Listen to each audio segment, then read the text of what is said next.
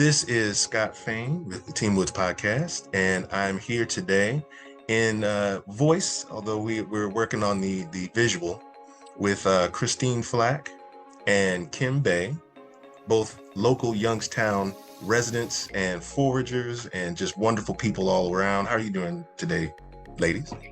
Great, Scott. How about you? I'm doing very well. Looking forward to, our conversation today. How about you, Kim? I'm doing good. I'm doing good. Oh, good. I've experienced Kim a little bit. Met her before and everything like that. This is my first time really getting to know you, Chris. So I look forward to getting into it.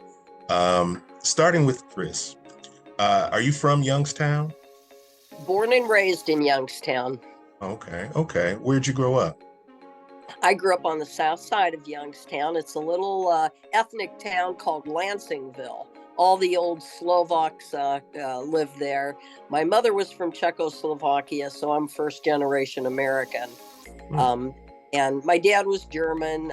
So, it was a nice little area of town, very quaint. I still cook ethnic food whenever I can.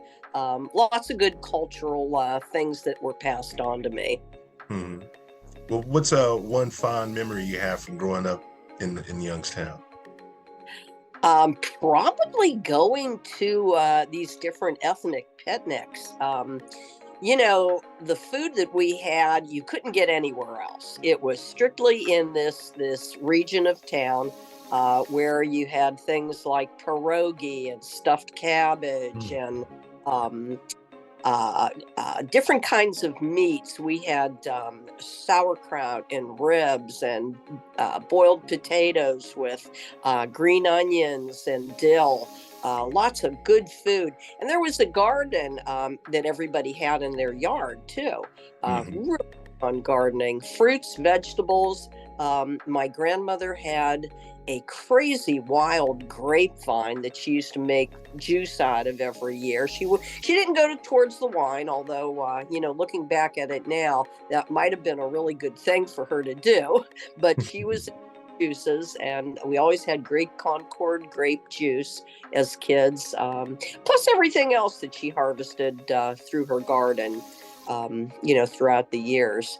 So not only were those fond memories, Scott, but they were also, I think, a platform for me to take off on as an adult. I wanted to retain that gardening, that cooking, the culture of cooking, and expand that, into something that was real healthy, that my family loved, and just kind of preserve those memories. And skills. I think that's the thing that a lot of people, myself included, are trying to reconnect with the skills that you're talking about of being able to produce your own food and finding it like you do with the foraging and everything. Now, one of the things that we do is we work with Commonwealth right now, a nonprofit in Youngstown. How did you learn about them, and what impact do you see Commonwealth Inc. having on the community? Oh, I've known the directors from Commonwealth, Jim Converse and Pat Rosenthal. I've known them for years. We go way back to the 90s together. And we used to be activists together. We would try to get into different sorts of issues that we felt needed to be recognized by the community. And as time went on, Pat and Jim branched out a little bit more into environmental things, meaning the farmers market that they have established on Youngstown's north side. They also a bunch of property that they try to rent out at good, realistic rents for people, affordable renting. They have given people lots of opportunities to try to hone their cooking skills. They have what's called a kitchen incubator across the street from the farmers market. If you've seen any details of where they're located, like Google Maps or whatever, you will see all of this marked out. And they're just wonderful people that have really held on to their great values.